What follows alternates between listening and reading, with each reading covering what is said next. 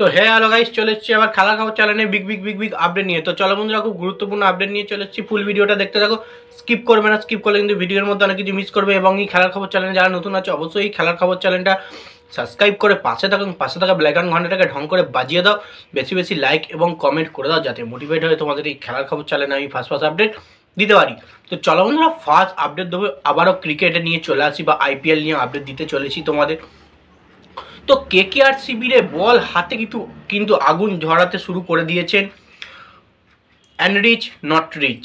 তো অ্যানরিচ কিন্তু বল হাতে আগুন ঝরাতে শুরু করে দিয়েছে এই সাউথ আফ্রিকান ফাস্ট বোলার। তো একসময় তাকে বলা হচ্ছিল সে আসবে না, পুরোপুরি আইপিএল থেকে আউট হয়ে গেল। তো সব কিছুকে উল্টে দিয়ে কিন্তু সে কলকাতায় পা রেখেছেন, তার ভিডিও আমি দিয়ে দিয়েছি।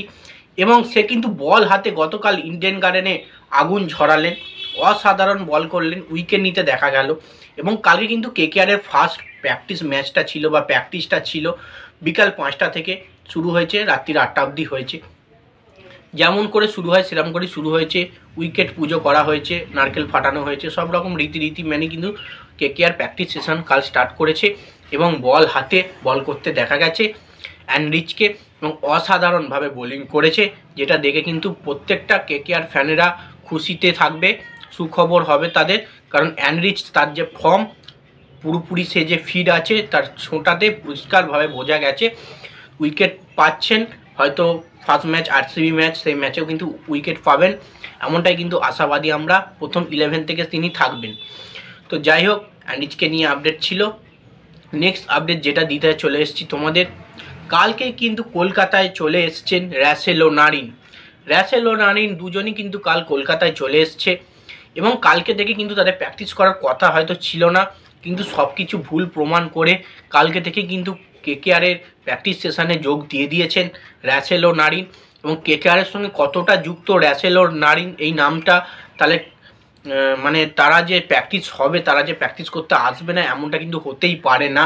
সেটা কিন্তু সবসময় আমরা জানি, সবসময় রাসেল নারিন কলকাতার হয়ে আগেই থাকে। তো রাসেল নারিন কালকে চলে এসছে, প্র্যাকটিস করেছে, অসাধারণ প্র্যাকটিস করেছে। অলরাউন্ডার হিসেবে কিন্তু দুটো প্লেয়ারই কিন্তু কালকে বল এবং ব্যাট করতে দেখা গেছে। এবং রাসেল ও নারিনের সেই পুরনো আগের বছরের ছন্দটা এবছরও যাতে থাকে, সেটাই কিন্তু আশাবাদী প্রত্যেকটা কেকেআর ফ্যানেরা। কারণ আমরা দেখেছি রাসেল অসাধারণ পারফরমেন্স করেছে আগের মরশুমে, এবং নারিন তো দুর্দান্ত, ব্যাটিংয়ে যেমন দুর্দান্ত ঝড় তুলেছিলেন, বোলিংয়েও কিন্তু দুর্দান্তভাবে ঝড় তুলেছিলেন। তো দেখা যাক, এ মরশুমে রাসেল ও নারিন কলকাতায় চলে এসছেন, প্র্যাকটিস সেশন শুরু করে দিয়েছেন। 21 তারিখ অবধি কিন্তু মূল 20 তারিখ অবধি মূল প্র্যাকটিস তো হবেই। 21 তারিখে একটা অনুষ্ঠান আছে কেকেআরের, তারপরে 22 তারিখ খেলা হয়তো, এবং রাসেল ও নারিনকে দেখতে পাওয়া যাবে আরও। তো নেক্সট এবং লাস্ট যে আপডেটটা দেবো, কলকাতা টিমের নতুন বোলার, নতুন সাইনিং উমরান মালিককে নিয়ে। উমরান মালিক কবে আসবে? তো উমরান মালিকের চোট ছিল, তোমরা নিশ্চয়ই জানো, তোমাদের জানিয়েছিলাম। তো উমরান মালিক কিন্তু এখন কিন্তু চোট থেকে পুরোপুরিভাবে মুক্ত, সে কিন্তু পুরোপুরি ফিট হয়ে গেছে। খবর সূত্রে যেটা জানা যাচ্ছে, উমরান মালিক পুরোপুরি ফিট। এবং উমরান মালিক এনওসি পায়নি কলকাতা শিবিরে এখনও যোগ দেওয়ার। মানে উমরান মালিক যে ফিজিওতে রয়েছেন, যেখানে সে প্র্যাকটিস করছেন, ফিল্ড আপ মানে জিম করছেন, মানে রিহ্যাব সেশন ছাড়ছেন, সেখান থেকে তাকে কিন্তু পুরোপুরি ফিট যে একটা চিঠি হয় বা ফর্ম হয়, সেটা কিন্তু তাকে এখনও পর্যন্ত দেয়া হয়নি। পুরোপুরি ফিট, 100% ফিট এই ফর্মটা পেয়ে গেলেই সে কিন্তু রীতিমতো কলকাতা শিবিরে যোগ দিয়ে দেবে। কেকেআর কলকাতায় চলে আসবেন, এসে কলকাতা শিবিরে যোগ দেবে এবং প্র্যাকটিস সেশন শুরু করে দেবে।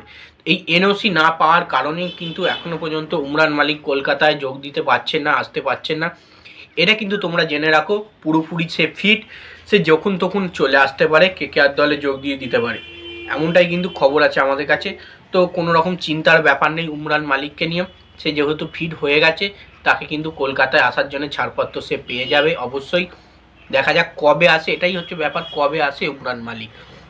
এবং এর আগেও তোমাদের বলেছি, ভেনকাটিস আইয়ার এবং হার্ষিদ রানা এরা কিন্তু 17ই মার্চ আসছে, যেহেতু তারা চ্যাম্পিয়ন্স ট্রফি খেলেছে, সে কারণে একটু বাড়িতে রেস্ট নিচ্ছে, এবং তারা 17ই মার্চ যোগদান করে দেবে কলকাতা শিবিরে।